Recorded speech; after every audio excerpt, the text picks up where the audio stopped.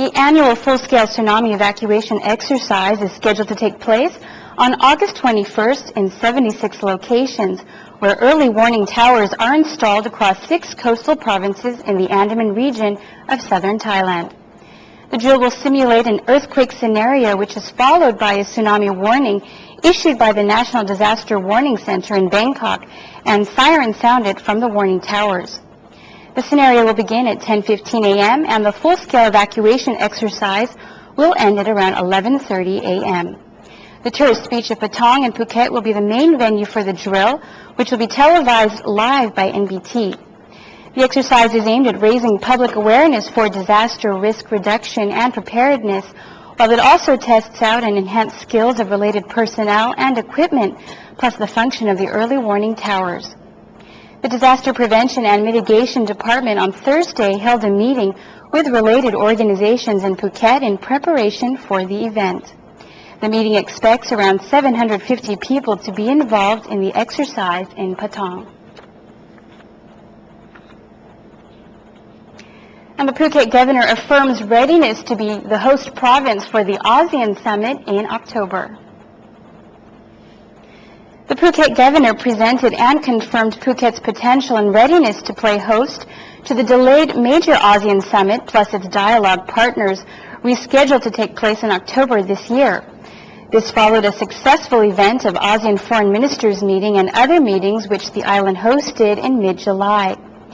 Just this week, the Deputy Secretary General to the Prime Minister, Mr. Parata Bamrung, came down to meet with Phuket Governor Wichai Prasagnab to check the province's information and preparedness. Mr. Wichai said he briefed the province's potential and readiness and proposed 2 main meeting venues for the government's decision. They are a hotel in the Laguna Group in Chung Talay, which was the host venue for the meeting in July, and a hotel in Karen, as they can both accommodate large numbers of delegations and accompanying admin and media. The summit will need around 2,500 rooms. Forced to cancel by red-shirted protesters in Pattaya, the ASEAN Summit is rescheduled on October 23rd to the 25th, which coincides with the Phuket Vegetarian Festival. The governor, however, said he is not too concerned about traffic, as he is certain that residents will collaborate and play good hosts to welcome visitors. The government continues to promote OTOP products, while the Prime Minister aims to extend markets into ASEAN nations. Thailand's community products, known as One Tambon, One Product, or OTOP products, have good potential for expansion in the ASEAN market, which will become a community of 10 nations in the next 6 years. Prime Minister Apisit Vejajiva stressed the government's readiness to support the OTOP program during his talks with a group of OTOP traders attending a seminar in Bangkok on July 28th.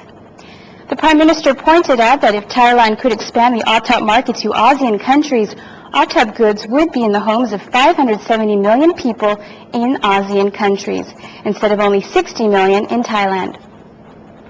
At the same time, he said Thailand needed to enhance its competitiveness, as other countries would also strive to increase their exports to Thailand. There was also discussion about having OTOP products from across the nation displayed during the ASEAN Summit in Phuket in October, while the products will be displayed at the backdrop or setting during the Prime Minister's weekly television address on Sunday morning via NBT TV. And the off-peak season and global recession results in an 80% decline in the number of visitors for eco-adventure tours in Phang-Nga. The current global recession has led to at least 80% decline in clients of eco-adventure type of activities in Phang-Nga province. Prachua Piyawaratham, the managing director of Phuket Sealand Company, which offers trekking, rafting, eco-adventure tours at Thon Pariwat Sanctuary Station in Song Prayak of Phang-Nga, admitted that the company experienced a high decline of up to 80% in the number of clients, with the majority usually being foreigners. He said during the high season, the company receives an average of 200 to 300 clients per day.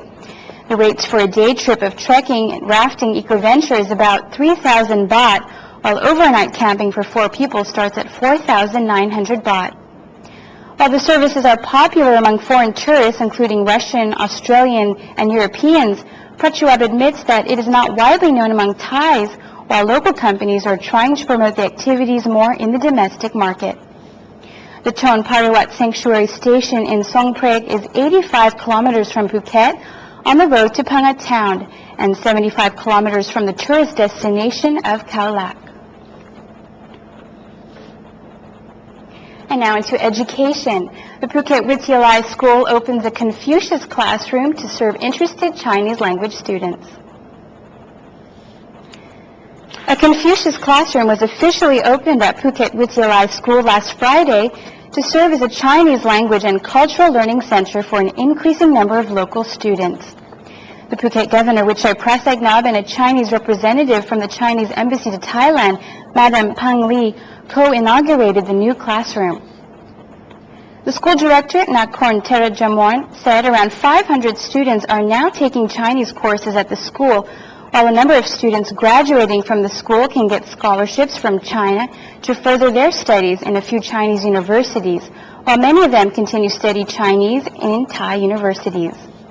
The Phuket Wittayalai School was selected as one of 5 schools in Thailand by the Chinese government and the Basic Education Commission to have a Confucius Classroom, which will also act in support of other Chinese study networks in the country.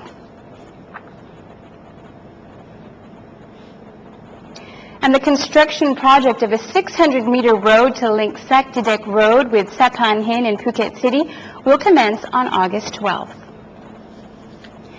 The long-time delayed road construction project linking Sakdidetch Road with Saphan Hin area now sees a light at the other end, as Phuket Governor Wittayalai announced that he plans to kick off the project on August 12th to coincide with and join the national celebrations of Her Majesty the Queen Sirikit's birthday.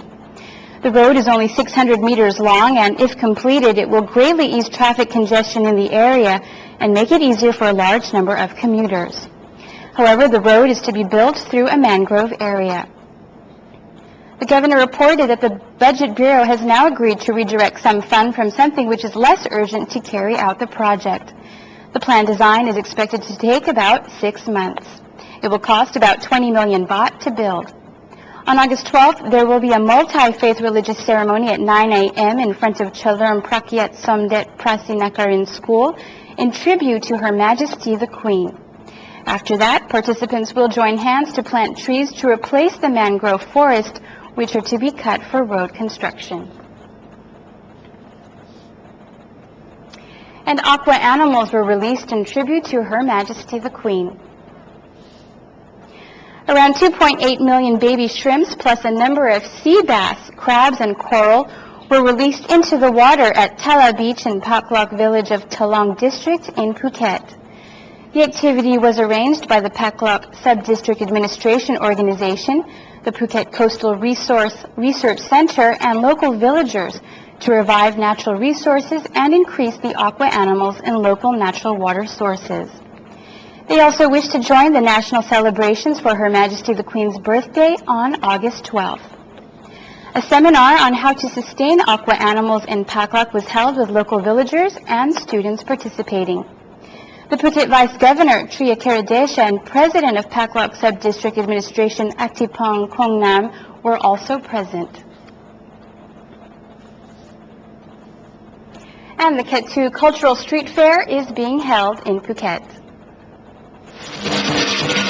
The Ketu Cultural Street Fair is being held at the Ketu Old Town area and along the road in front of the old local shrine.